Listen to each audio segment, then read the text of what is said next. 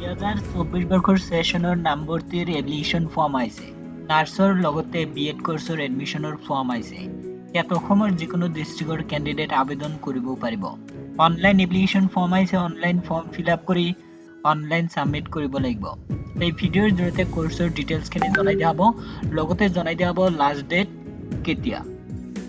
Form fill আপৰ last date হ'ল 2024 চনৰ জানুৱাৰী মাহৰ 3 তাৰিখ। পুনৰ জনাই দিব বিচাৰিছোঁ নাৰ্ছৰ আৰু বিএড কোৰ্ছৰ এন্ট্ৰেন্স পৰীক্ষাৰ ফৰ্ম ফিল আপৰ লাষ্ট ডেট হ'ল 2024 চনৰ জানুৱাৰী মাহৰ 3 তাৰিখ। এতিয়া জনাই দিয়া হ'ব নাৰ্ছৰ কোৰ্ছৰ ডিটেইল। নাৰ্ছৰ কোৰ্ছৰ যিটো ফৰ্ম আহিছে সেই কোৰ্ছৰ নাম হ'ল post basic BSc nursing. Post basic BSc nursing কোৰ্ছৰ নোটিছ প্ৰকাশ কৰিছে Indira Gandhi national open university, চমুকৈ ইগনু বুলি কোৱা হয়।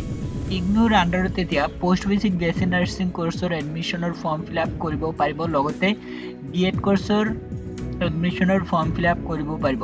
পোষ্ট বেচিক বিএছচি নাৰ্ছিং অসমত কৰিব পাৰিব, গুৱাহাটীত কৰিব পাৰিব। গুৱাহাটীত 30টা চিট আছে। এতিয়া জনাই দিয়া হ'ব পোষ্ট বেচিক বিএছচি নাৰ্ছিং কোৰ্ছৰ ফৰ্ম ফিল আপ কৰিবলৈ কি পাছ কৰা হ'ব লাগিব। যিসকলে জিএনএম নাৰ্ছিং কোৰ্ছ কমপ্লিট কৰিছে সেইসকল candidate post basic BSc nursing কোৰ্ছৰ ফৰ্ম ফিল আপ কৰিব পাৰিব আৰু বহুত কম খৰচতে কোৰ্ছ কমপ্লিট কৰিব পাৰিব, কাৰণ ইয়াতে কোৰ্ছৰ ফি বহুত কম।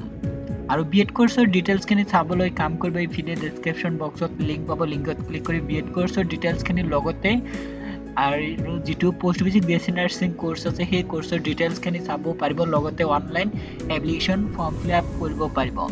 নিজৰ মোবাইলত অনলাইন ফৰ্ম ফিল আপ কৰিবলৈ লগতে নোটিছ চেক কৰিবলৈ কাম কৰক। এই ভিডিঅ' ডেছক্ৰিপশ্যন বক্সত লিংক দিছোঁ। লিংকত ক্লিক কৰি কোৰ্ছৰ ডিটেইলছখিনি চেক কৰক। লগতে যিখন পেজ পাব সেই পেজতে লাষ্টত বিএড কোৰ্ছৰ অনলাইন এপ্লিকেশ্যন ফৰ্মৰ লিংক পাব, তাতে ক্লিক কৰি ডিটেইলছখিনি চাব পাৰিব।